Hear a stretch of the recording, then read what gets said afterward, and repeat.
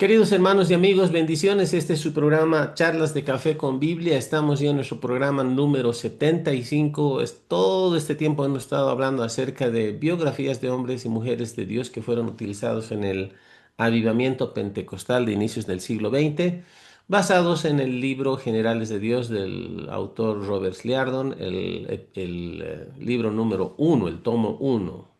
Y bueno, estamos hoy día aterrizando a tomar dos biografías o hablar de dos personas que han sido precursoras de una, podemos decir, ¿cómo podríamos decir? De una base, digamos, o teología en la cual tanto Jaime como yo hemos sido ampliamente bendecidos, hemos basado mucho de lo que creemos y enseñamos. Y creo que es importante que hablemos acerca de esto porque si bien ya no están estos dos hermanos incluidos en el libro del hermano Robert Liardon, eh, han sido personas que han sido usadas por el Señor y han marcado tiempo haciendo lo que Dios los llamó a hacer, que básicamente es establecer a los creyentes en un fundamento firme de la palabra de Dios. Sus enseñanzas no han dejado de ser controversiales. Vamos a estar entrando en profundidad en algunas de ellas, pero el fin de nosotros no es exaltar hombres por sobre lo que es la palabra de Dios. Siempre buscamos ser cristocéntricos y exaltar la palabra de Dios, pero también queremos traer cierta claridad y luz y mayores datos a fin de que ustedes puedan sacar sus propias conclusiones. Entonces, Jaimito, te doy la bienvenida a tiempo de dar tu saludo. ¿De quiénes vamos a estar hablando hoy día? Y bueno, entraremos en materia en esta charla. Bendiciones. Luchito, muy buenos días, buenas tardes, según corresponda. Bienvenidos a todos los hermanos que nos siguen en esta aventura que tenemos con el pastor Luis Jelinsig de Cochabamba, aquí yo en el Alto. Y estamos hablando, Luchito, sobre distintas biografías de hombres y mujeres de Dios que fueron utilizados en ministerios principalmente que tienen que ver con el movimiento pentecostal. Cuando Amén. nosotros vemos la historia, cuando yo veo la historia, Luchito, de todo lo que es el ambiente ministerial en el que nos movemos, siempre hemos reconocido que nuestras raíces están en el movimiento pentecostal, ¿no? Siempre hemos reconocido que nuestras raíces están en el pentecostalismo. Pero es Ujú. interesante cuando uno ve todo lo que es la historia que hemos visto a través de varias biografías de muchos hombres y mujeres que fueron utilizados en el avivamiento pentecostal. Pero yo veo que después de lo que es el avivamiento pentecostal, Luchito, Dios está interesado en restaurar algo. Y tal vez esto es lo primero que quiero poner sobre la mesa. Restaurar el ministerio de la enseñanza de la palabra, ¿no? Cuando yo veo el movimiento de fe, que es el movimiento al que tú y yo nos adscribimos, después de ver que nuestras raíces están en el pentecostalismo, tú y yo nos adscribimos al movimiento de fe, a lo que en Estados Unidos se conoce como Word of Faith, que traducido es la palabra de fe. Hago la aclaración que esto es más una expresión que califica este movimiento en inglés, The Word of Faith. Tanto en español no se identifica la palabra de fe de la misma forma que en inglés. Pero lo que yo estaba diciendo es que cuando yo veo ya el movimiento de fe, que está representado por dos grandes figuras, de las que vamos a hablar ahora contigo, Luchito. Está representado el movimiento de fe por dos grandes figuras. En primer lugar está E. W. Kenyon, ¿no?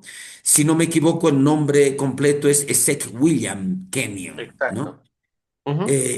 Que cuando uno, digamos, quiere ver cuáles son los orígenes del movimiento de fe, en muchos canales del YouTube que son detractores del movimiento de fe, siempre lo ponen a E. W. Kenyon como tal vez el principal precursor. Y seguramente hoy día tenemos mucho que hablar de Kenyon.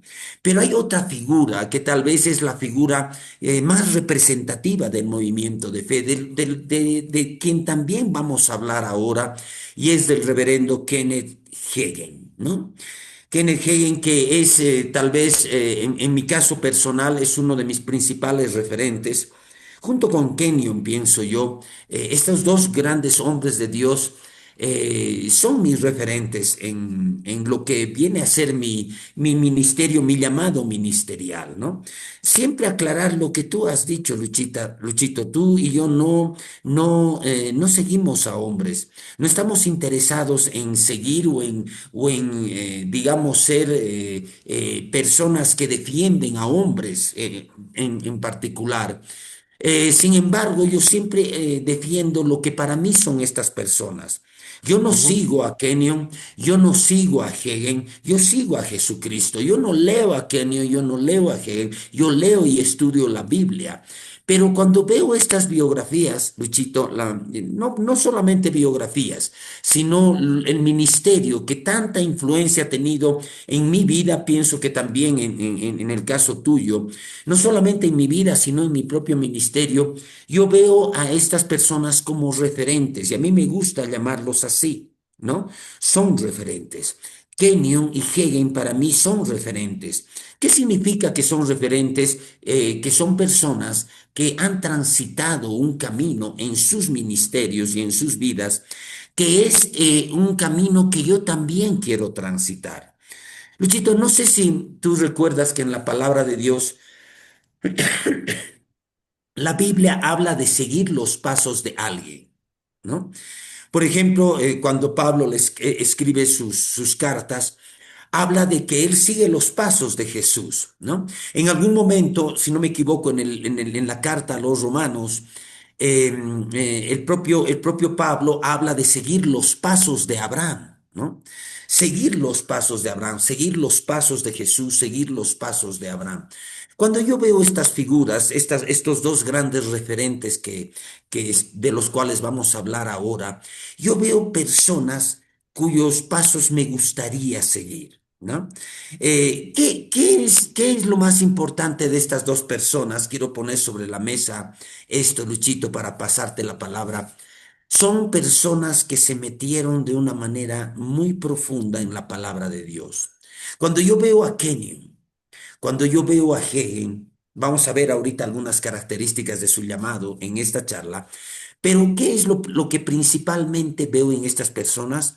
Que eran personas que estaban metidas completamente, sumergidas, si vale el término, en lo que es la palabra de Dios, ¿no? A ambos personas, en este caso a Kenyon y a Hegel, se los reconoce como maestros de la Biblia, ¿sí? Cuando uno ve la biografía de Kenyon o ve algunos datos biográficos de Kenyon, lo van a reconocer como un maestro de la Biblia, que enseñaba en un programa de radio, que fundó un instituto, etcétera, etcétera. Pero ven un ministerio de la enseñanza en Kenyon. Y obviamente cuando vemos a Kenneth Hagin, vemos a otro gran maestro de la Biblia, ¿no? Y para mí, Luchito, cuando yo veo estas figuras, junto con otros, porque no son los únicos referentes que tengo y que tenemos nosotros, pero cuando yo veo a estas personas, veo a ministros que, como decía, que quiero seguir sus pasos, ya que pienso que tú y yo también tenemos un llamado a enseñar la Biblia, Luchito, ¿no? Mm. Entonces, vamos a hablar de estas personas, vamos a hablar de Kenyon y vamos a hablar de Hegel como precursores y como figuras importantes del movimiento de fe o la palabra de fe, the word of faith, según se los conoce en inglés.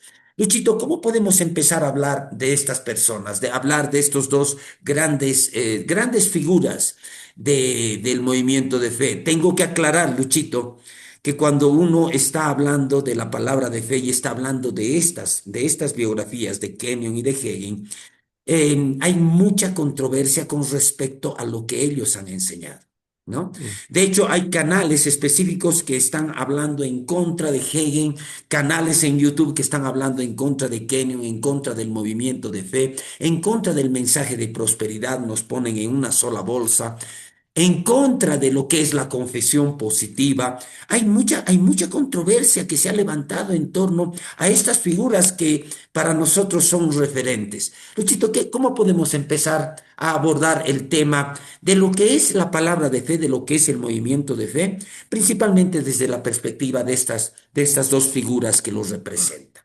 Contigo, querido hermano. Amén. Me gusta lo que dices en el sentido de que hay mucha gente que ataca también, ¿no? Están haciendo hay canales específicos dedicados a echar barro a todos.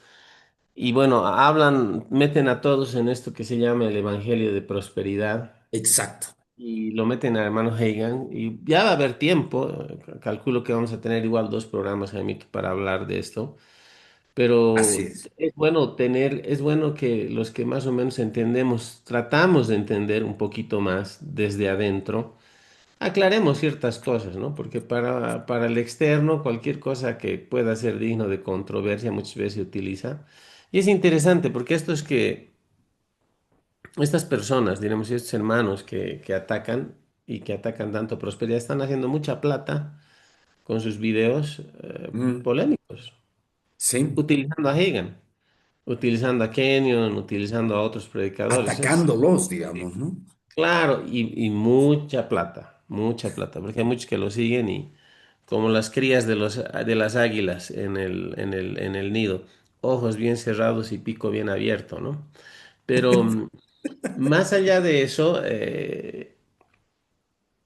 creo que es saludable que entendamos que, y bueno, volver a aclarar de que no estamos produciendo estas series de enseñanzas, de charlas para defender uno u otro a ultranza. Entendemos que hay excesos, que ha habido situaciones, y más que con Kenyon y con hermano Hagan, a quienes yo considero personas muy sinceras y muy Mm, intelectualmente honestas, en su teología, su abordaje teológico, es más con problemas con los que han sido sus seguidores, sobre todo con algunos ministros que han seguido la enseñanza de Kenneth Hagin y la han correcto. llevado al extremo y han quitado un enfoque saludable que el hermano Hagin de hecho lo tenía. Ahora, es bueno considerar esto como comentario, sí. Yo ya siendo un poquito autorreferencial, cuando conocí al Señor, hace muchos años, tenía yo 17 años acabando el colegio. Al poco tiempo tuve la opción de comprar una librería cristiana en La Paz, la librería Emanuel, en la Obispo Cárdenas, que debe seguir, seguro que Sigue, sigue. sigue. Me compré este libro, Palabras, de Kenneth Hagin. De hecho, creo que es el primer libro que he comprado y tengo otras versiones más actualizadas. Está manchado y todo. Primera imprenta del 83. Ahí está, ¿eh? Vos lo tienes en fotocopia En pirata. fotocopia. Y me impactó mucho porque hablaba de lo que la Biblia dice y enseña acerca de las palabras, del poder de nuestras palabras. Tiene una lista de textos que han sido base de lo que, de la enseñanza de Kenneth Hagin. Pero ese es el punto, y lo hemos hablado en la previa. ¿Por qué son estos hombres tan polémicos? Porque no, eso de fe, de confesar y decir y cómo, y la gente se desgarra. Y no van a la palabra por sí mismos cuando la palabra enseña eso. O sea, Ujú. hermanos, nosotros no estamos obligados, ni tú, ni ustedes, ni nosotros, ni nadie está obligado, debería sentirse obligado a seguir un ministro, un maestro, un pastor bíblico, lo que fuera, si deja de ser bíblico, si deja de enseñar la palabra de Dios y empieza a enseñar herejías y se empieza a desviar. Por eso es que tenemos que ir por nosotros mismos a la palabra. Y en la enseñanza del hermano Hagan y de varios, y sobre todo de él y de Kenyon, yo veo mucho balance en el asunto de entender esto, porque ellos exponen la palabra de Dios. Ahora, volviendo o entrando ya a Kenneth Hagan y Kenyon, creo que en términos normales se considera a Kenneth Hagin como el padre del movimiento de fe como tal, como lo conocemos hasta ahora. Exacto, Pero también se entiende que una de las más grandes influencias que tuvo el hermano Hagan en su vida fue los escritos de E. W. Kenyon, S. William Kenyon, que fue un exacto. ministro que vivió entre 1867, me parece, a 1848. Voy a corroborar. Sí, 1867 a 1948. Fue pastor de la Iglesia Bautista del Nuevo Pacto y fundador, presidente de un instituto bíblico que se llamaba Bethel en Spencer, Massachusetts. Ahora, dice la biografía, y estoy refiriéndome y usando alguna ayuda de Wikipedia, por favor, no Ujú. me crucifiquen. Yo sé que en Wikipedia uno puede encontrar muchos datos que a veces son cuestionables también. Encontramos que algún antiguo presidente de Bolivia fue el mejor de Bolivia y y etcétera, cuando fue el peor o uno de los peores en realidad. O sea, depende quién haya colgado la información. No voy a hablar de política, les prometo, les prometo. Me voy a esforzar. Pero yo entiendo que Wikipedia a nivel de información no es la fuente más confiable ni la más seria, pero es algo que tenemos y podemos contrastar, ¿no? Porque generalmente, dependiendo de las personas, dependiendo quién cuelga las informaciones, da cierta información que debe ser tamizada, debe ser comparada y contrastada. Pero bueno, nos ayuda. Entonces, Kenyon a los 17 años, dice, se convirtió en una reunión de oración metodista, se hizo miembro de una iglesia a los 20 años, su primer sermón fue en la iglesia metodista de Ámsterdam, Nueva York, donde sirvió de diácono. Sufrió una crisis de fe y durante 2 años y medio antes él se aparta del Señor. De ahí él dice, aunque deseaba ser actor, se ganaba la vida vendiendo pianos y órganos y en un intento de perfeccionar sus habilidades interpretativas, y asumo que de ventas, Kenyon asiste a una iglesia de oratoria, la escuela Emerson de oratoria, durante el año 1892 para estudiar interpretación. Ahora, ese es el problema. Quienes trazan la vida de Kenyon tienen el problema de que cuando trazan su vida se topan con el detalle de que él asiste a esta escuela para estudiar interpretación y oratoria, o la escuela Emerson, y hallan que era una escuela que estaba asociada o era fuertemente influenciada o era parte de un movimiento religioso o de doctrina, de enseñanza que se llamaba el movimiento del nuevo pensamiento. Y muchos dicen que como influencia de este movimiento del nuevo pensamiento es que Kenyon agarra ahí las enseñanzas, para muchos, entre comillas, antibíblicas o extrabíblicas de confesión de la palabra y Ujú, el poder de las palabras y todo lo demás. Ahora, es un hecho irrefutable que el hermano Kenyon fue a esta escuela de oratoria de Emerson. Es un hecho irrefutable que la escuela de Emerson estaba influenciada por doctrina y teología y enseñanza del movimiento del nuevo pensamiento. Pero lo que muchos no entienden es que después de años atrás, en años posteriores, Kenyon refuta bíblicamente las enseñanzas y las bases teológicas de esa escuela, sobre todo del movimiento del nuevo pensamiento, porque él no va a estudiar teología ahí, él va a estudiar interpretación y oratoria. Es como decir, yo voy a ir a estudiar mecánica dental y el dueño del asunto había sido de la fe Bahá'í, digamos, o sea, o mormón, y ahora me van a tirar que yo soy mormón todo cuando yo he ido a estudiar mecánica dental, no otra cosa. mm, mm, mm. Entonces, ese argumento tiene que ser contrastado. Ahora, de dónde agarramos estas cosas? Querido Jaimito, quienes somos adherentes al movimiento de fe, no pasa mucho tiempo hasta que nos damos cuenta de que hay un montón, hay un ejército de detractores y gente que Sí, ataca, que dedican a escribir libros enteros. sí, Entonces, en mi perspectiva personal,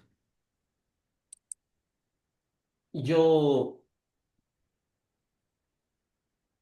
yo queriendo encontrar la verdad y el asunto de estudiar la palabra y todo, quería y veía la necesidad de plantearme las cosas como realmente eran. Entonces me di a la tarea de comprar libros, de hacer investigaciones, porque quería ver. Y bueno, no voy a hacer propaganda en contra, pero bueno, si quieren, léanlo, quieren botar su plata. Este libro, Cristianismo en Crisis de Hank Hanegraaff, ahora hay una versión de Cristianismo en Crisis siglo XXI, no la tengo, presenta la herejía de muchos de los proponentes del mensaje de fe, pero no solo del mensaje de fe, sino del movimiento pentecostal y la mayoría de los predicadores que tenemos de Estados Unidos, que son adherentes a todo este movimiento. Ahora, tiene una presentación tan sistemática en lo académico como si fuera una tesis, ¿no? Que a veces a uno lo tiende a confundir realmente, porque hay mucho trabajo detrás de esto. La verdad es esa.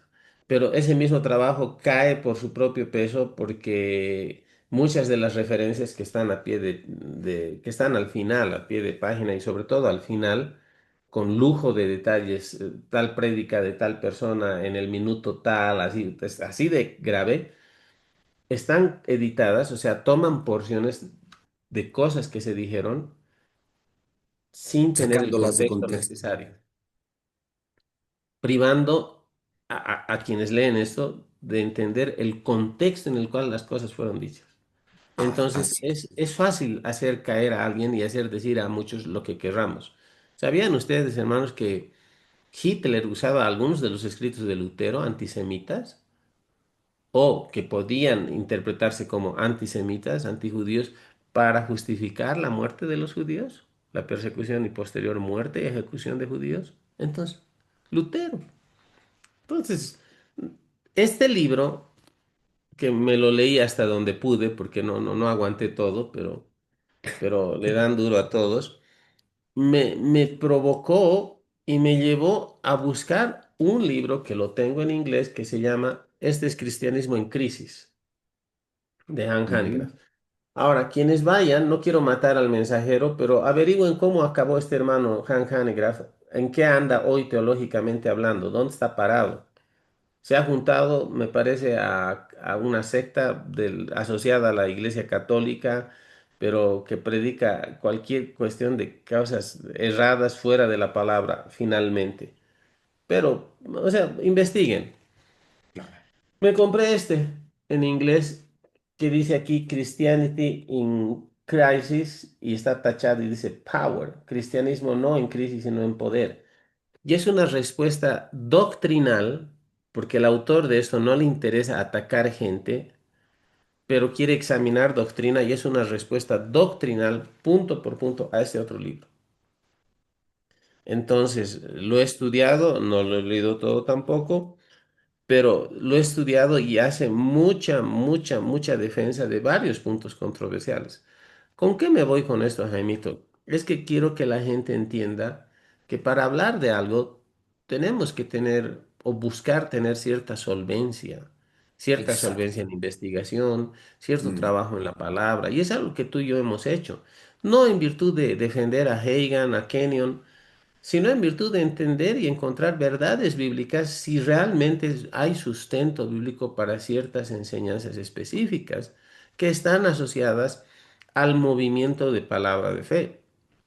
Y ahí está donde nosotros creo coincidimos, porque hermano, tú y yo, y lo has dicho muy bien, yo no predico de libros del hermano Hagan. Claro. Tengo libros, I Believe in Visions, tengo el original en inglés, Mm. tengo la traducción en español, tenemos una iglesia triunfante, dio dones a los hombres, cómo ser guiado por el Espíritu de Dios, o sea, desde los pequeñitos, palabras, yo fui al infierno, cómo retener su sanidad en él, tenemos, pero han sido herramientas que nos han ayudado a abrir nuestro entendimiento en la exposición que hacen de la palabra de Dios. Entonces creo que ahí es donde tenemos que dividir aguas, hermano. Porque hay gente, no, que esto, que lo otro, pero investiga más. Ahora, esa búsqueda mía para entender mejor la vida de Kenyon me llevó a comprar este libro que se llama W. Kenyon, La verdadera historia. Es de John McIntyre.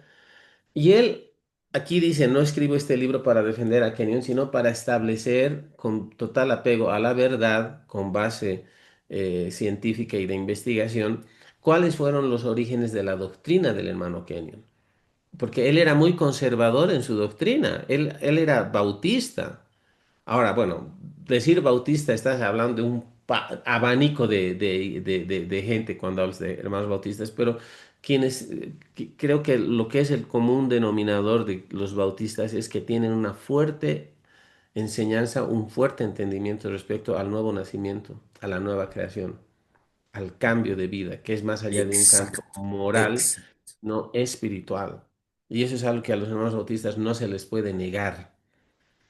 Entonces, es como que no provoca en mí contradicción, sino más bien una reafirmación. Kenneth Hagin era bautista al inicio y bautista del sur. No se quedó ahí. Dios lo bautizó con el Espíritu Santo, salió y otras cosas más. Pero es que examinemos, o sea, no lo vamos a hacer aquí en profundidad, pero a ver, a los que detractores examinen la doctrina de Kenneth Hagin sobre el nuevo nacimiento, sobre la Exact, nueva creación y sobre lo que llamamos tú y yo, Jaimito, la revelación paulina de quiénes exactamente. somos en Cristo. Es impecable. Ahí está, ahí está. Un pequeño libro de Hegel sobre el nuevo nacimiento. Seguí. Exacto, es impecable. Entonces yo no puedo decir, sí, era un hereje. ¿Era hereje en qué? O sea, de las personas que yo me permito estudiar la vida, hermano Hagen es uno de los que tiene más plomada, es como una plomada. Ahora, tuvo experiencias con Dios, afirma haber sido visitado por el Señor 7 veces en 7 u 8 visitaciones mayores, visiones, visitaciones que prácticamente moldearon mucho de lo que él enseñaba, sí, pero él tiene el cuidado, aún en su experiencia con Jesús, decirle, no te enojes, Señor, pero cítame versos bíblicos, quiero la Biblia, o sea, y el Señor se Exacto. sonríe y le dice, perfecto, no te voy a dar una escritura dos, te voy a dar cuatro. O sea, y todavía no predico de creo en visiones. Entonces, ese es el punto, hermanos, o sea, nos dejamos llevar por cosas. Y hemos desarrollado en ciertas expresiones del cuerpo de Cristo de que cuando una noticia es más dudosa, más calumniadora, más sensacionalista, tendemos a creerla más. Y creo que eso no está bien, desde ningún punto de vista. De hecho, cuando debatimos cierta situación contigo, Jaimito, no entre tú y yo, porque entre tú y yo tenemos muchos acuerdos en la mayoría de las cosas, pero cuando ponemos cosas que podrían ser sujetas de iniciar un debate, digamos, aquí en la mesa, lo hacemos con argumento bíblico. Exacto. Porque de eso se Ex- trata, no, no importa que si tú y yo tenemos la razón, o Kenyon, que Hagan, a mí me estará valiendo, la verdad es eso. Yo voy a la escritura. Entonces, a manera de introducción, bueno, me he prolongado un poco en esto, me he extendido, pero Jaimito, paso contigo la palabra. Tú estás, yo sé que estás releyendo, leyendo libros del hermano Kenyon, ahora sobre la nueva creación y todo. ¿Qué hallas tú? Te bendice. Yo sé que sí, pero quisiera que un poquito hablemos de eso, tratando de darle una mirada un poco más doctrinal, sin querer ser muy densos, obviamente, en el programa, pero queremos hablar las verdades, ¿no? Lo que nos compete a nosotros a partir del entendimiento de la palabra. Contigo, hermano. Gracias, Luchito. En primer lugar, un comentario que quiero hacer es que estamos empezando a tocar el tema de la palabra de fe, el mensaje, el movimiento de fe y hablando de estas personas, pero estamos empezando poniendo sobre la mesa las controversias que se han levantado en los círculos cristianos con respecto a estos maestros, ¿no? Principalmente contra Kenyon, lo atacan tanto a Kenyon y a Hegel, muchas veces los ven juntos. Y no sé por qué me gusta que estemos abordando este tema, estemos empezando este tema, a hablar de este tema, desde la perspectiva esa, ¿no? De que hay muchos que los atacan. Y obviamente, seguramente nosotros vamos a expresar muchas ideas de por qué nosotros, para nosotros son referentes, y queramos o no, de alguna manera vamos a defender las posturas que ellos tienen, no defenderlos a ellos como personas, sino defender la enseñanza y la postura ministerial que ellos tienen. Ahora, yo quiero hacer un comentario. No sé, Luchito, si esto nos va a dar para terminar en dos sesiones, no lo sé. Pero yo quiero hacer un comentario, ¿ya? Cuando yo recibí salvación, voy a hablar de los dos, de estas dos personas y cómo llegaron, cómo influyeron en mi vida, ¿no? Cuando yo recibí salvación el año 84, en agosto del 84, en un par de meses voy a cumplir 41 años de haber recibido salvación. Yo vivía en Santa Cruz, yo me fui a vivir a Santa Cruz a principios del 84 cuando no me había convertido todavía.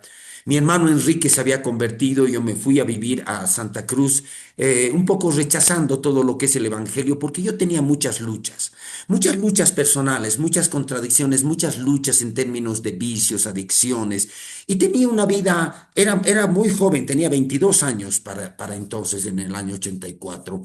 pero tenía una vida muy complicada, ¿no? Y estaba principalmente marcada por una vida de vicios y adicciones, ¿no?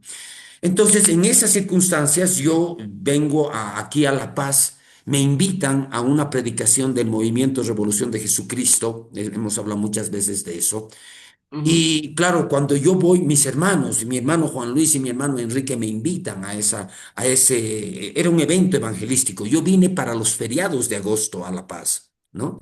El año 84. Me había ido en febrero a Santa Cruz y para los feriados de agosto estaba aquí en La Paz. Yo recuerdo que fue un viaje de trabajo. Aproveché de venirme el feriado, pero tenía que hacer algo. Mi trabajo me había enviado a La Paz.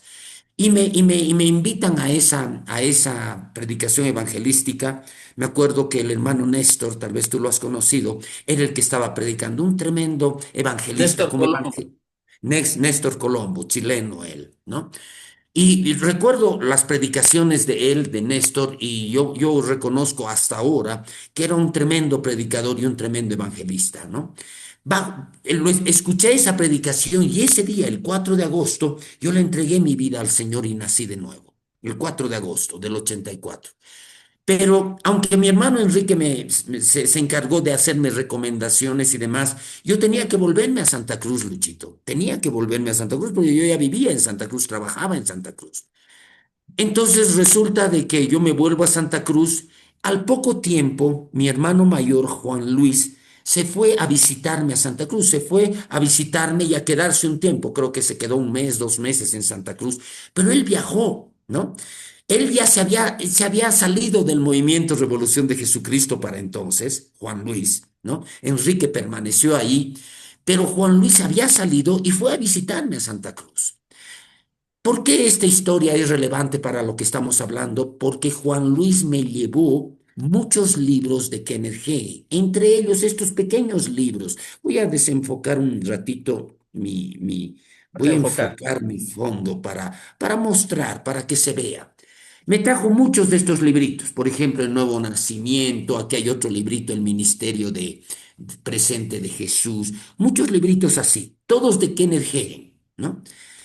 Yo recién era un cristiano reciente, necesitaba alimentarme y me trajo libritos así, ¿no? La medicina de Dios en él, junto con otros que son más grandes, ¿no? Son también folletos, pero también de Hegel, ¿no? La oración que prevalece. Por ejemplo, acá tengo la guía sobre el ayuno, una serie de libros. Entre ellos me trajo Pensar bien y pensar mal de Hegel también, ¿no? Pensar bien y pensar mal. Y uno muy importante que es el que tengo por acá, que lo leí, me acuerdo, la autoridad del creyente. ¿Por qué para mí es tan importante esto? Eran mis primeros pasos, Luchito, que yo estaba dando en el cristianismo. Es verdad que yo después me alineé con la Iglesia Revolución de Jesucristo, es verdad. Pero lo primero, el primer material que yo leí fue el material de Kenneth Hagin. Y aunque yo no permanecí mucho tiempo digamos, perseverando en esta doctrina del movimiento de fe, en esta doctrina del mensaje de fe, yo creo que yo estoy convencido más bien de que esas lecturas iniciales del material de Hegel tocaron mi vida. Aprendí cosas muy importantes, aprendí cómo creer en mi sanidad, aprendí el valor de la confesión, pero obviamente eran solamente libros y yo no tenía muchos referentes para ver qué más voy a leer, ¿no? Al final no permanecí en la doctrina de fe, pero esos libros que mi hermano Juan Luis me llevó y que yo los leí ávidamente en mis primeros pasos como cristiano, marcaron mi vida, ¿no?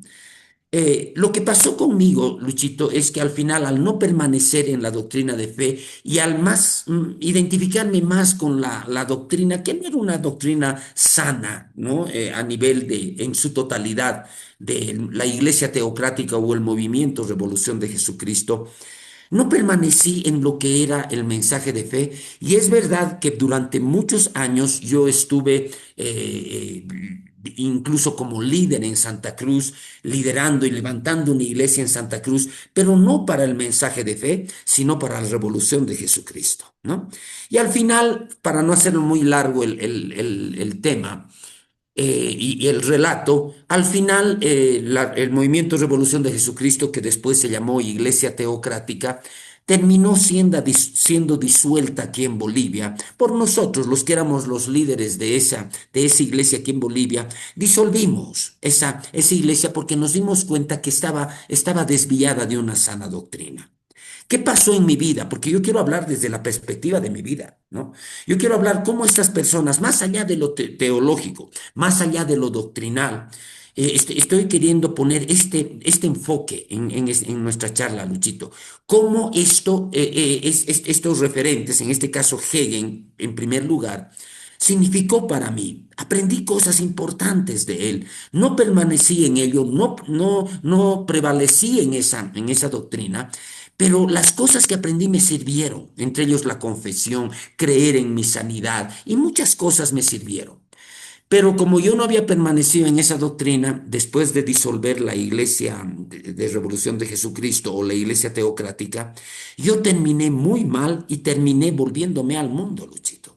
Y Mm. durante muchos años yo fui un cristiano derrotado, envuelto otra vez en vicios, en alcoholismo, drogas y una serie de cosas, pero era el resultado de que yo no había desarrollado una genuina espiritualidad con la Iglesia Teocrática y el movimiento de revolución de Jesucristo, que al final determinaron que yo atraviese un tiempo de desierto en mi vida. Yo ya era cristiano, pero por muchos años fui un cristiano derrotado.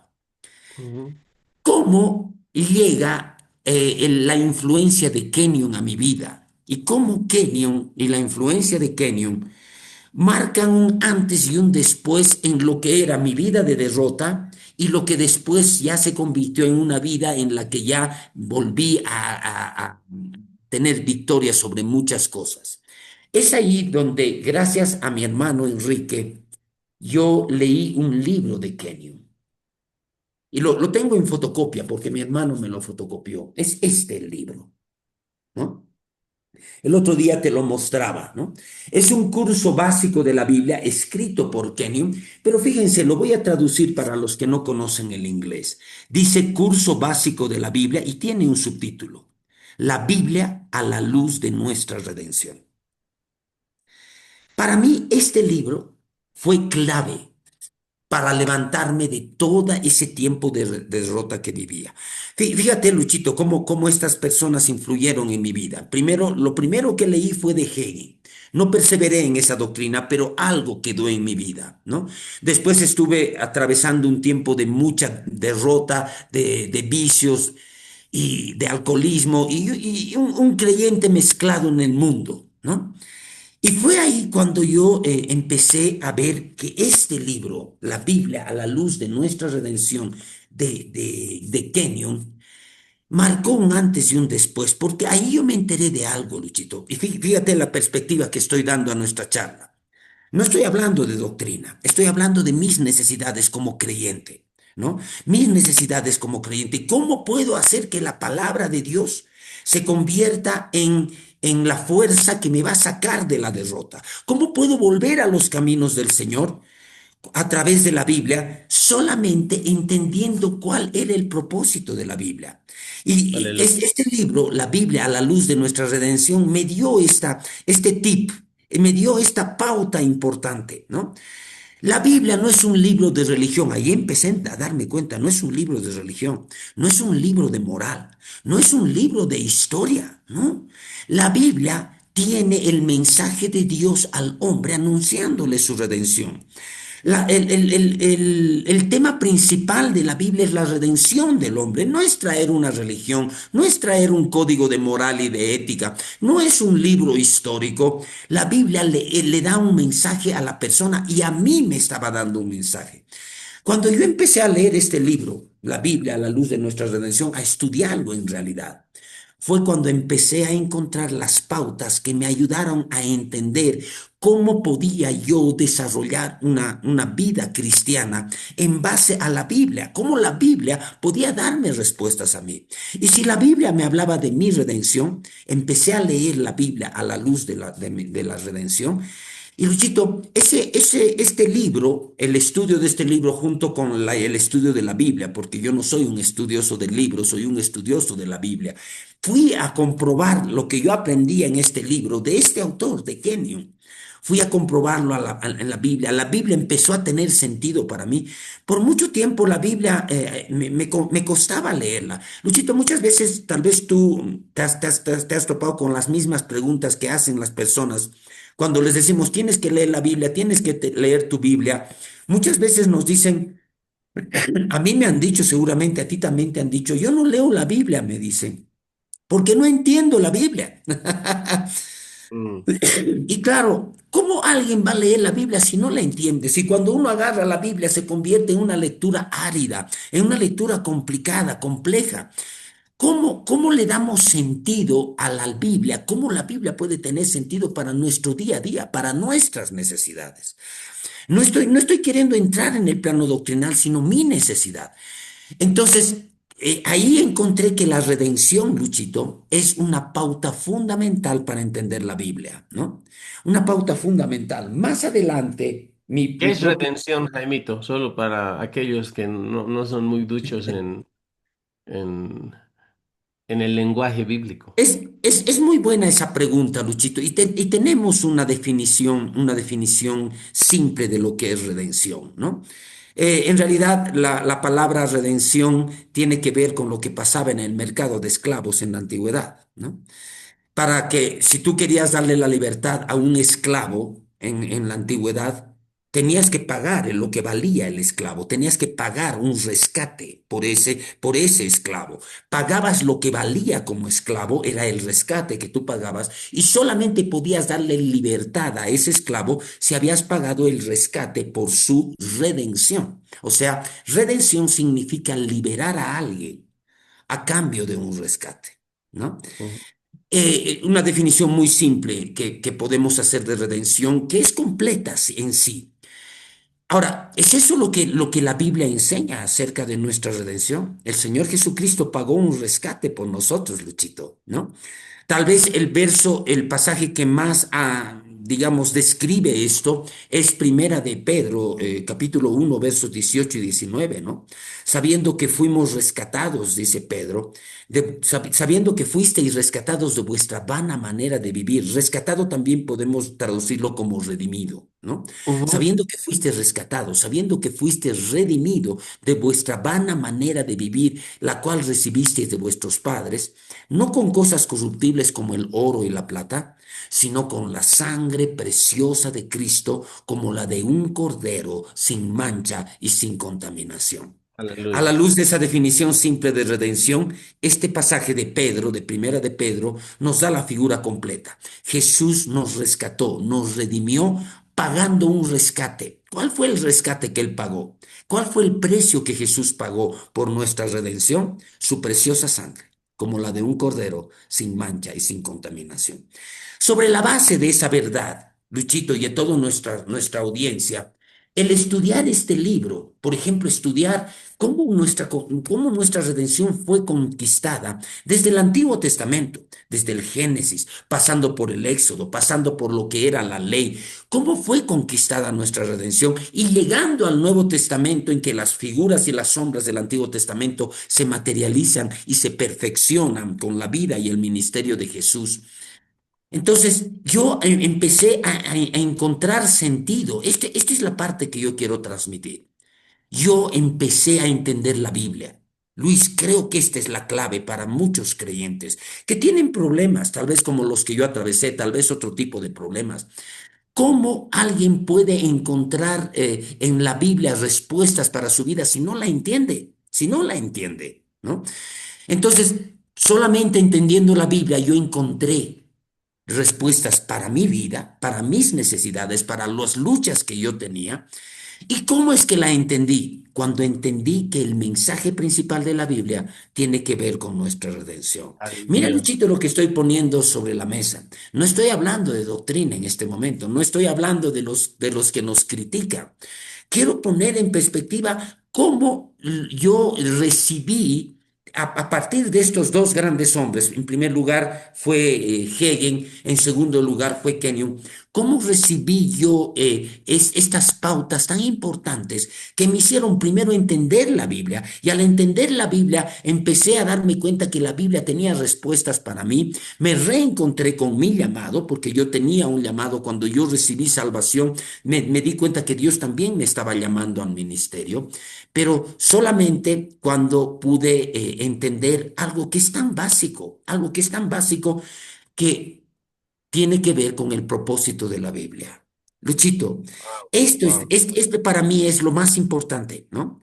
Para mí lo más importante es lo que yo recibí, la influencia que recibí de estos hombres en función de mis necesidades personales. ¿Qué puedes acotar, Luchito, sobre esto?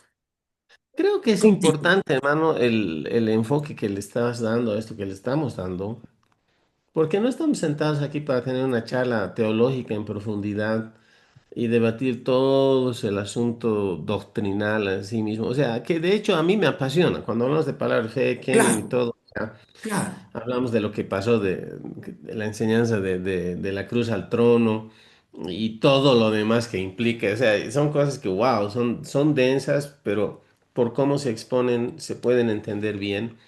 Sin embargo, creo que aterrizamos a lo que importa aquí y es el hecho de que tú dices es lo que yo necesitaba, es lo que ha cambiado mi vida. Y no estamos hablando solo de conceptos teológicos, sino de las realidades que tienen que ayudarle a uno a abrazar realmente el mensaje de la palabra y entender qué es lo que sucede cuando nacemos de nuevo.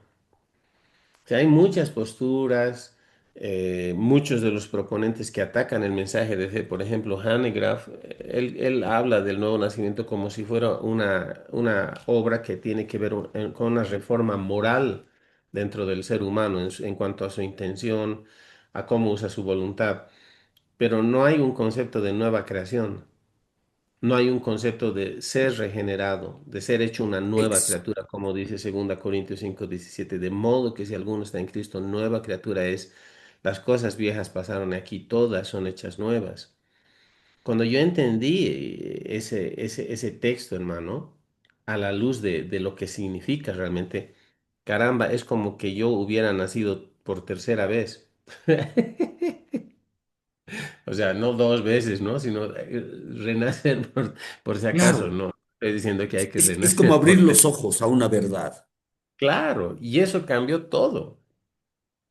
O sea, yo tampoco fui un adherente desde el inicio del hermano Hagan. O sea, me llegó este librito, me bendijo mucho, había otritos. Me gustaba, nunca desarrollé anticuerpos. Pero por donde yo estaba, en la iglesia donde yo estaba, igual, o sea, había un asunto, había cierto orgullo cuando en la iglesia donde yo nací de nuevo que no estábamos más, ¿no? O sea, era la iglesia, era servir, los mensajes. Y con el tiempo yo desarrollé una insatisfacción personal en cuanto a comida de la palabra de Exacto, Dios. exacto, Y, y yo lo veo eso como un obrar del Señor que al final pudo dirigir mi atención al hecho de que yo tenía la necesidad de profundizar más en la escritura, pero no, vuelvo a decir, no desde el punto de vista de concepto teológico, sino la vida, o sea, entender qué es lo que pasa. Y ahí me topo nuevamente con la enseñanza de fe y bueno, pues la abrazo y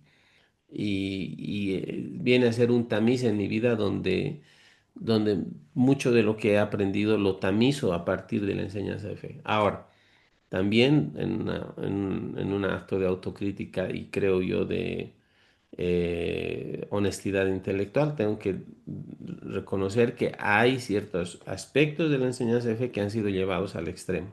exacto, No por el hermano Kenneth Hagin, no por Kenyon, pero sí por otros proponentes adherentes que han logrado desarrollar un sistema teológico donde la idea de la nueva creación y de la obra completa de Jesús tiene más que ver con éxito personal que con otra cosa.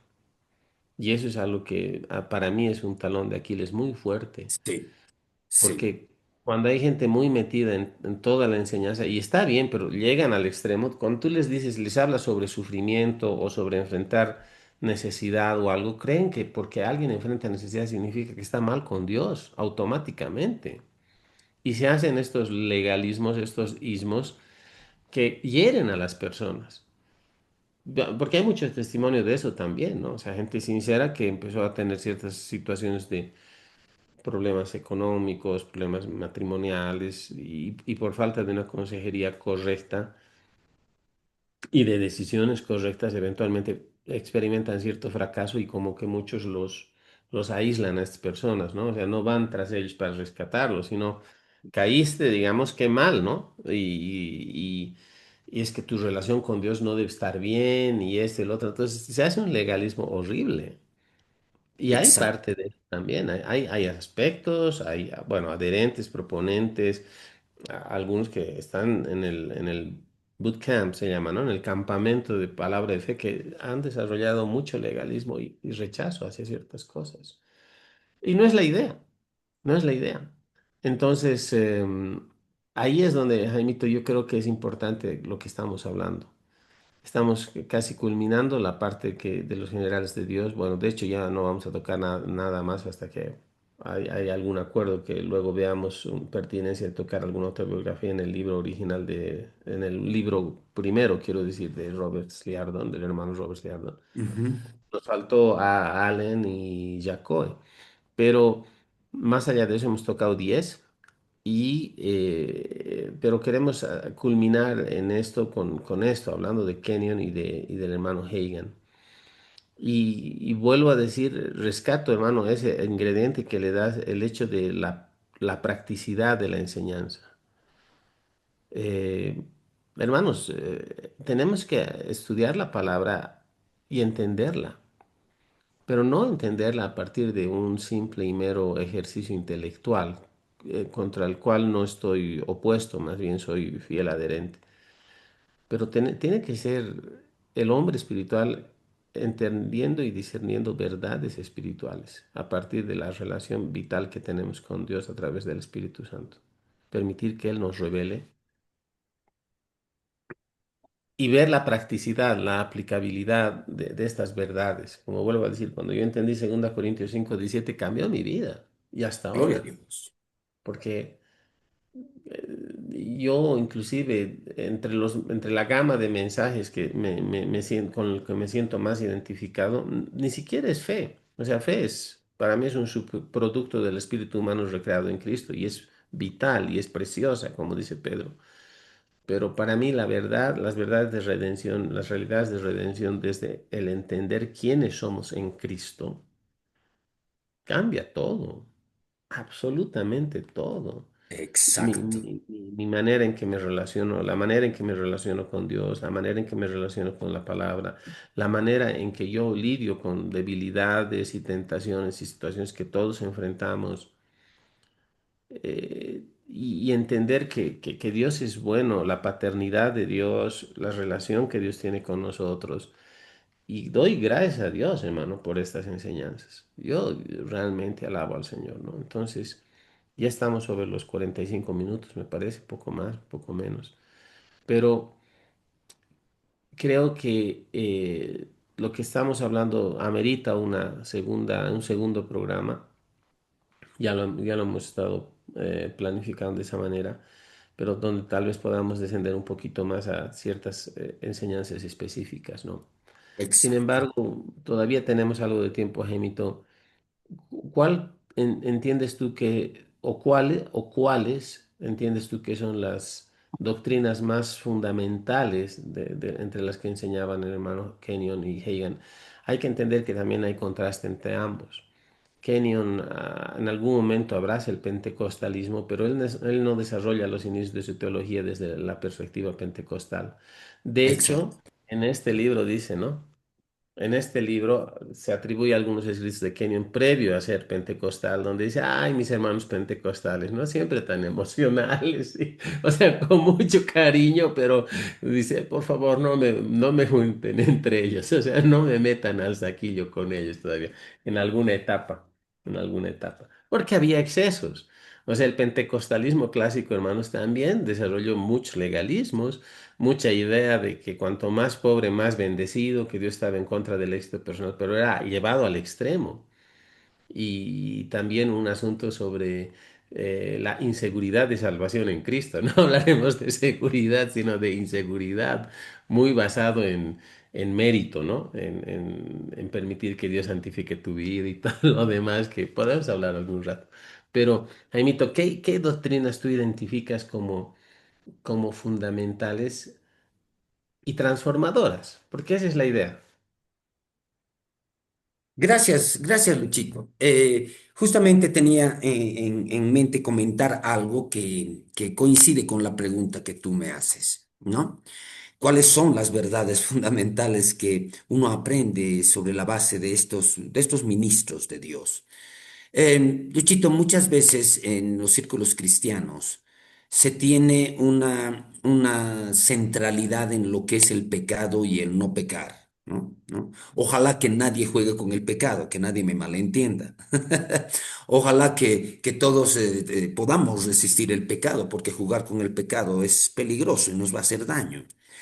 Pero, ¿qué pasa con esta centralidad entre el pecado y el no pecar que hay en los círculos cristianos? Muchas veces, cuando se predica incluso el Evangelio, se pone solamente el énfasis en que Dios va a limpiar tus pecados y te va a perdonar de tus pecados. Ahora, vuelvo a aclarar. Yo le doy gracias a Dios que nuestra redención incluye el perdón de pecados. ¿Ya?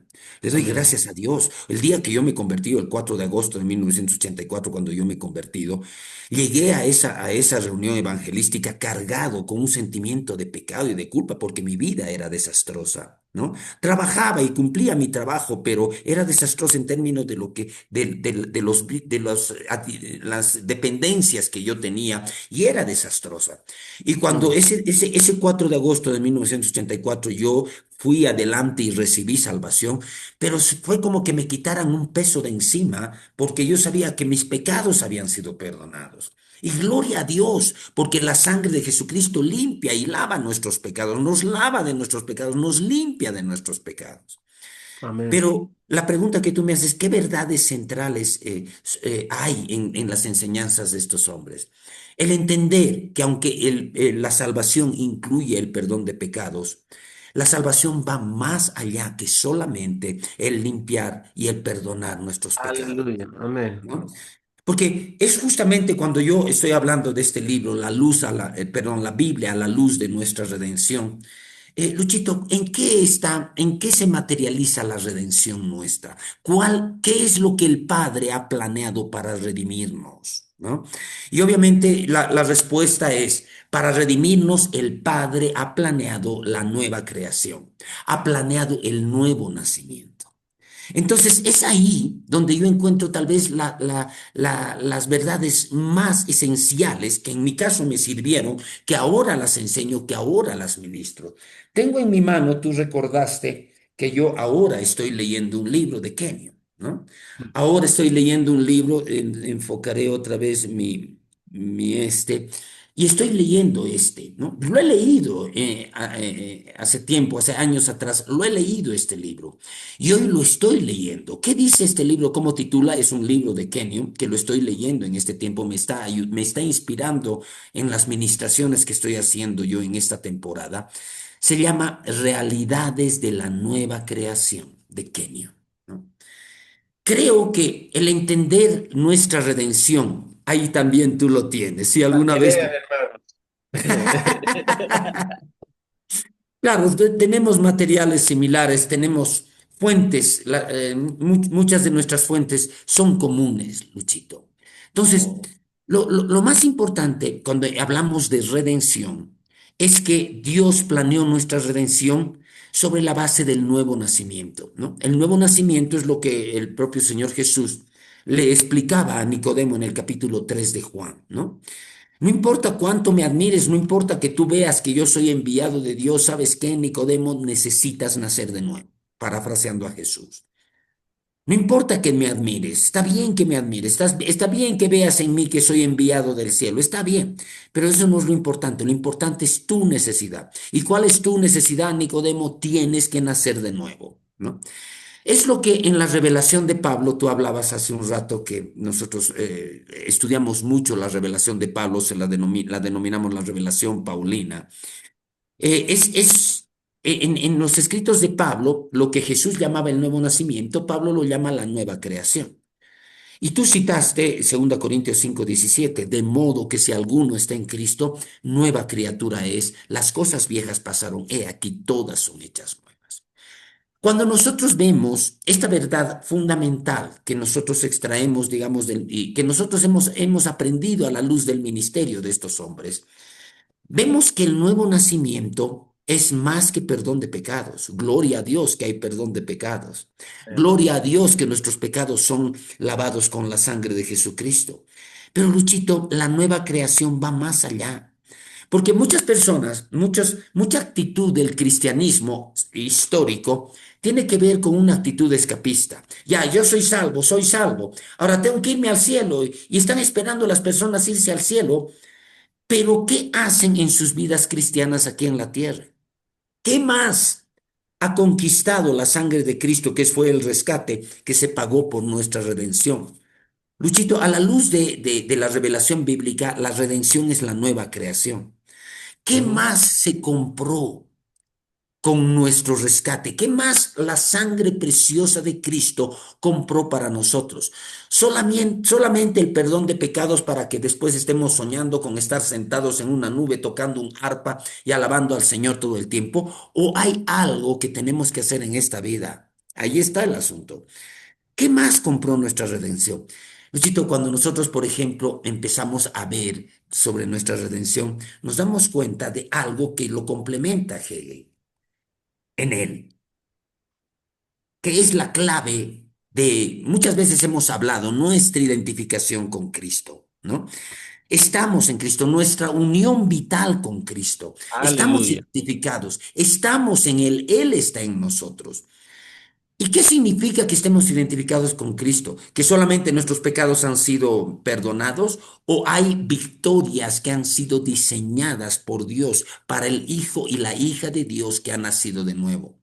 Muchas Amén. veces yo hago una hipótesis, lo hemos charlado alguna vez contigo en este programa, ¿no? Si la salvación solamente sería perdón de pecados para irnos al cielo, entonces el Señor, en el momento en que nosotros somos salvos, debería quitarnos la vida y llevarnos al cielo. Claro, y ahí terminaría, ya eres salvo, te saco del lugar de sufrimiento de la tierra y te llevo. Pero cuando nosotros vemos, por ejemplo, la oración del Señor Jesús en Juan 17, el Señor Jesús le dice, Padre, yo les he dado tu palabra y el mundo los aborreció, porque no son del mundo, les dice, ¿no? Como Mm. tampoco yo soy del mundo, ¿no? Amén. Pero ahí el Señor Jesús ora algo específico y le dice al Padre, Padre, no te pido que los quites del mundo, sino que los guardes del mal. No son del mundo, como tampoco yo soy del mundo. Ahora, ahí está, Luchito, la enseñanza que tiene que ver con el verdadero cristianismo. El verdadero cristianismo incluye el perdón de pecados y gloria a Dios por ello, pero el verdadero cristianismo incluye una vida para el creyente en esta tierra, en una vida en que las conquistas de nuestra redención tienen que hacerse realidad en su vida. Por ejemplo, cuando hablamos de redención, Luchito, cuando hablamos de redención desde esta perspectiva, que no solamente es el perdón de pecados, que sí está incluido el perdón de pecados, pero cuando hablamos de redención, por ejemplo, a la luz de las enseñanzas de estos hombres de Dios, principalmente de Kenneth Hagin, ¿de qué nos ha redimido Dios? Y hay tres cosas que principalmente tenemos que tener en cuenta de las que Dios nos ha redimido. Primero, nos ha redimido de la muerte espiritual. Estábamos muertos, la muerte significa separación en la Biblia. Y nos redimió de la muerte espiritual. Estábamos alejados de Dios y nuestro destino era la perdición eterna. Entonces nos redime de la muerte espiritual. ¿Sí? Es importantísimo, ¿no? Pero ¿de qué más nos redime Dios? nos redime de las maldiciones que había en la ley en el Antiguo Testamento. Y esas maldiciones, en qué se centraban? En la escasez, en la pobreza, que es una maldición, y en la enfermedad. Entonces, cuando hablamos de que nuestra redención ha sido comprada con la sangre de Jesús, incluye el perdón de pecados, pero ¿qué más incluye para esta vida? Esta vida del creyente tiene un propósito.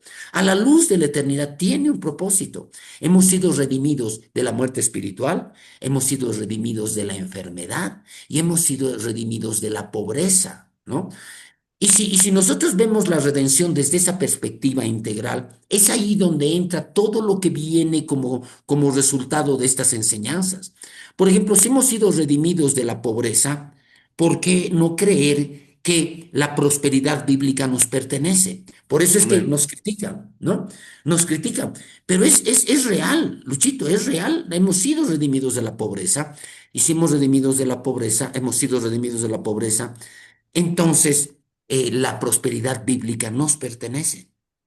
Otra de las grandes verdades y que le hemos tocado abundantemente cuando hemos visto el movimiento pentecostal, ¿de qué más se nos ha redimido con la sangre de Cristo?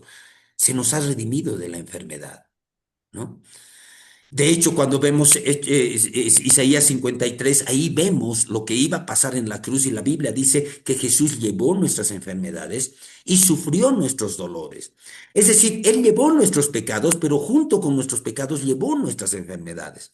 Y hemos sido redimidos de la enfermedad.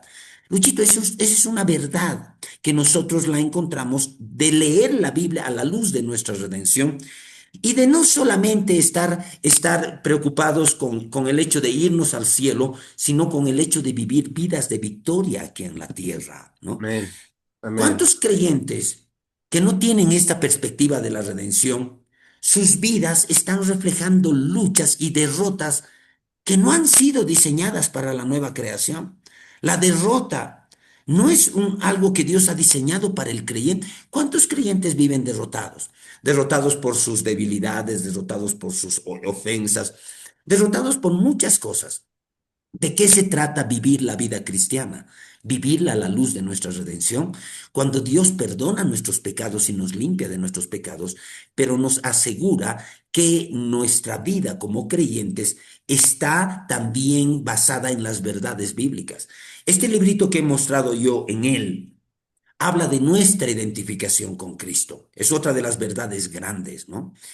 Y voy a mostrar otro librito más, que fue un libro importante para mí en algún momento en que yo ya estaba aprendiendo y estudiando la Biblia y reencontrándome con mi ministerio. Y es este librito de Kenio en este caso, que se llama El Pacto de Sangre, ¿no? Este librito un día me lo trajo mi hermano Enrique en un viaje que hizo y me regaló este librito. Cuando yo leí este libro, el título de este libro, yo decía, ¿de qué se trata el pacto de sangre? Pacto de sangre. Esto me suena a cosas que he visto en películas. Me suena a dos niños que se están pinchando sus dedos, están haciendo en alguna película, ¿no? Y están diciendo que vamos a ser hermanos de sangre. ¿De qué se trata el pacto de sangre? ¿Por qué mi hermano me regala un libro cristiano que se llama El Pacto de Sangre? Me sonaba a ocultismo. Me sonaba algunas cosas que había visto en algunas, digamos, películas, yo, ¿no? Pero Ujú. cuando empiezo a leer el libro, El Pacto de Sangre, me doy cuenta de que es un tema completamente bíblico. De hecho, llego a la conclusión, junto con este autor y otros autores que hablan del Pacto de Sangre, que todas las páginas de la Biblia están unidas por un hilo escarlata. De hecho, hay un libro que tú me facilitaste algún rato, ¿no? De el hilo escarlata, ¿no? ¿Qué estamos queriendo decir? Que el hilo escarlata que tiene que ver con la sangre redentora, ¿no? En el Antiguo Testamento, sangre de animales, en el Nuevo Testamento, la sangre preciosa de Jesucristo. Es el tema central que une toda la Biblia. Estoy hablando de dos cosas, ¿no? Estoy hablando de redención, estoy hablando de pacto de sangre, que son verdades importantes que nos ayudan a entender la Biblia, Luis, nos ayudan a interpretar la Biblia y en base a estos temas que son transversales en la Biblia, son completamente transversales a lo largo de toda la Biblia, uno puede entender la Biblia. Hermano, hermana, tú no puedes encontrar en la Biblia bendición, no puedes encontrar que la Biblia bendiga tu vida si no la entiendes. ¿Cómo la vas a entender? A la luz de estas pautas de interpretación, que son las cosas que Dios reveló a estos hombres. ¿Qué puedes decirnos, Luchito? Amito, creo que ya tenemos casi que cerrar, pero me gusta mucho esto, vuelvo a decirlo, y es porque estamos, creo, desmitificando algunos malos entendidos. Has nombrado parte de los beneficios de nuestra redención, que es prosperidad económica, provisión financiera, y no estamos peleados con eso. De hecho, creemos Ujú. eso porque es lo que la Biblia enseña. Pero estamos entendiendo que el fin en sí mismo no es ese. El fin en sí Exacto. mismo es entender de manera real, de tal manera que nos lleve a practicar, a estar, a afincar, a establecer nuestras vidas en las verdades de la redención, del rescate, el plan de redención, el plan del rescate eterno de la raza humana, propiciado Gloria. por Dios, ideado por Dios Padre, ejecutado por Dios Hijo, sellado por Dios Espíritu Santo. Amén. Entonces, cuando entendemos esto, esta es la base fundamental. De hecho, Jaimito, tú y yo tenemos experiencia en enseñanza en institutos bíblicos, mucha, y para mí, de todo el currículum de enseñanza, hemos estado en un instituto bíblico donde había 12 materias por año, 24 en dos Sí, años, 30 materias el tercer año, todo bien, pero la base fundamental es esta, es realidades de la nueva creación. Y cuando hay una buena base, como un buen fundamento en un edificio, si tiene un buen fundamento en una construcción, puede después edificar hacia arriba. Pero cuando hay una base débil, que no tiene, que, o sea, poco entendida, trayendo el paralelismo a la vida cristiana, un fundamento débil en la escritura, poco entendido acerca de lo que pasa realmente en el nuevo nacimiento, las realidades de la nueva creación, no van a permitir al cristiano desarrollar su vida victoriosa o manifestar la clase de vida que Dios tiene para esa persona en plenitud.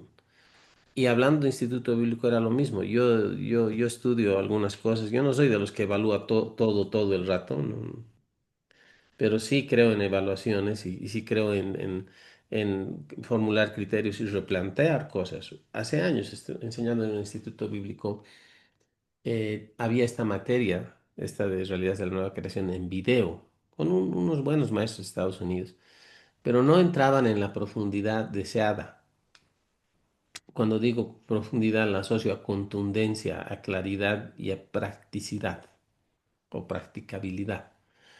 Entonces tuvimos una generación en el instituto que con el tiempo teníamos ciertos problemas al administrar otros temas, porque había preguntas, porque había, y el problema no es que haya preguntas, el problema es que había preguntas básicas, hermano, que hacían a un mal entendimiento del fundamento. De ahí fue que yo en mi meticulosidad y mi trastorno obsesivo compulsivo planteé que esta materia tenía que ser dada en persona y que tenía que ser alguien que la diera dominándola, ya. por lo menos siendo capaz de colocar un muy buen fundamento en la escritura. Y cambia nuestra vida, Jaimito. Cambia nuestra vida, cambia absolutamente todo.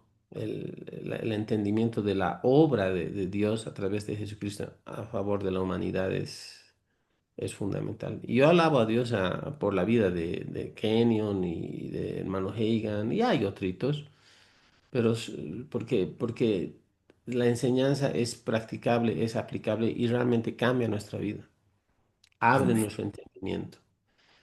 Ahora, no nos quedamos en eso, o sea, proseguimos a la meta, hemos estado estudiando otros temas, pero como tú bien lo dices, cuando uno lee la Biblia hay un hilo de rojo, ¿no? Sí, Un cordón que habla de la redención, del derramamiento de la sangre de Jesús, que inclusive tiene aspectos de legalidad muy fuertes y eso es algo en lo que yo realmente te Exactamente. admiro porque tú enseñas muy fuertemente esto y creo que es importante entenderlo. O sea, nada de lo que vemos en la Biblia y nada de lo que vemos en el obrar de Dios respecto del ser humano está librado a la casualidad, al estado de ánimo del Creador. O sea, yo siempre digo que Dios es un Dios que actúa o sea, Dios es un Dios de diseño, de orden y de propósito. Todo lo que hace tiene que ver con un diseño original, con un propósito, Amén. tiene que ver con Amén. de tal manera que, hermanos, a riesgo de parecer sonar muy orgulloso, no tienen que ver con orgullo, les aseguro. eh, Sostenemos verdades que son bíblicamente comprobables y que son aplicables, porque eso es lo importante. Amén. Entender la nueva creación, lo que Dios pasa en nuestra vida, el momento que nacemos de nuevo, debería transformarnos para el resto de nuestros días. No nos quedamos con eso, construimos, seguimos construyendo el andamiaje y el edificio de verdad bíblica en nuestra vida, pero tenemos un buen fundamento. Jaimito, creo que es tiempo de cerrar. Vamos a estar hablando una segunda sesión un poquito más sobre la vida de hermano Kenneth Hagin de Kenyon. Podemos ver también algunos aspectos de cómo recibió su sanidad el hermano Hagin y cómo fue que recibió su llamado a enseñar y cómo fue que se mantuvo tantos años en ministerio como una roca firme, ¿no? En aquello Amén. que entendía y sabía que era su mandato de parte de Dios. Y creo que eso también es un ejemplo digno de imitar en nuestras vidas. Pero Jaimito, te cedo tus últimas, las palabras con tus últimas palabras para redondear, para cerrar y si puedes dirigirnos en oración también. Y estoy contento, estoy calmadito, Amén. tranquilo, pero estoy muy contento porque es un tema lindo el que estamos tocando ahora. Contigo, hermano. Gracias, Luchito. Cerraremos esta emisión de nuestro programa, Luchito. Hay todavía cosas que tenemos que hablar, ¿no? Por Mm, ejemplo, Luchito, una de las cosas que también podríamos tocar en nuestro próximo programa es el conjunto de enseñanzas que normalmente se maneja en los ambientes de fe, ¿no? Porque hemos hablado de la nueva creación, hemos hablado del pacto de sangre, pero hay otras enseñanzas, hay los dones espirituales, hay un amén. conjunto de enseñanzas que forman parte, que todas son extraídas de la Biblia, enseñanzas o doctrinas o enseñanzas transversales en la Biblia, y esos contenidos son los que deberíamos nosotros contrastarlos a la luz de la palabra, más allá de las controversias o de los ataques que los detractores del movimiento de fe hacen. Entonces, Amén. hay todavía mucho, mucho por hablar. Yo también estoy contento, hemos empezado así de una manera espontánea. Le hemos dado este tinte a esta nuestra primera charla sobre el tema del movimiento de fe. Oraremos al Padre, le pediremos al Señor que estas charlas pueda darnos el Señor lucidez y pueda darnos también las pautas para poder continuar esta charla, bendiciendo a nuestros hermanos. Oraremos. Padre Mm. Celestial, estamos agradecidos de estar terminando otra vez un nuevo programa con mi hermano Luis acá, que lo compartimos con nuestra audiencia. Estamos hablando de algo que tal vez formamos parte, Luis y yo, formamos parte de lo que es el movimiento de fe, este conjunto de enseñanzas, este conjunto de verdades bíblicas que tú, Padre Celestial, has restaurado llamando a hombres como Kenyon, como Hagin. Tú los llamaste, tú les diste un llamado, tú hiciste un llamado a sus vidas y tú Mm. también revelaste por medio de tu Santo Espíritu verdades importantes a estos grandes hombres de Dios. Padre, en este momento nosotros no estamos para defenderlos a ellos, porque, Señor amado, sabemos que su propio testimonio y tú en el cielo eres el que los reivindique y los defiende. Y su propio testimonio, sus propios ministerios, el fruto que llevaron estos hombres en su vida y en sus ministerios, son los factores que los defienden, son los factores que respaldan que tú has levantado a estas grandes figuras del movimiento de fe. Yo te pido, Padre, que nuestros hermanos que escuchen puedan entender la esencia de las verdades bíblicas que tú has revelado a estos grandes hombres de Dios. Y Señor, que ellos entiendan que nuestra redención, que nuestro público, los hermanos que están siguiendo nuestro programa, entiendan que tú mandaste a tu Hijo Jesús para redimirnos, pero que la redención va más allá que solamente el perdón de pecados. La redención tiene que ver con una vida de victoria, la redención tiene que ver con un crecimiento diario del creyente y la redención tiene que ver con cómo enfrentamos nuestra vida, los desafíos de nuestra vida y cómo nos convertimos en eficientes testigos del Evangelio de Jesucristo. Padre amado, tomando como partida la vida de estos hombres, ayúdanos a ministrar estas verdades al público y a las personas que nos siguen. Padre Sí. amado, gracias por este tiempo, gracias por este programa que estamos cerrando, gracias por cada hermano y hermana que está siendo edificado con estas nuestras charlas de Café con Biblia. En el nombre de Jesús. Amén y amén. Aleluya. Amén. Amén. Luchito. Mito, un gusto, como siempre, hermano. Amén. Y a tiempo de despedirme también de los hermanos que nos siguen, colóquenle un like, compartan, queremos crecer en redes. A veces son cosas tan fáciles de hacer y nos ayudan realmente, no por causa de nosotros, sino porque el algoritmo en nuestras redes va a ponernos como opciones para ser vistos, sobre todo en YouTube. Pero gracias por la atención, la paciencia que nos tienen y seguimos hablando. Será hasta nuestra próxima charla de Café con Biblia. Dios les bendiga. Chao, Jaimito. Que el Señor te bendice. Chao, Dios te Luchito. bendiga. Un saludo a toda nuestra audiencia. Hasta la próxima. Dios los bendiga. Amén. Bendiciones. Chao, chao.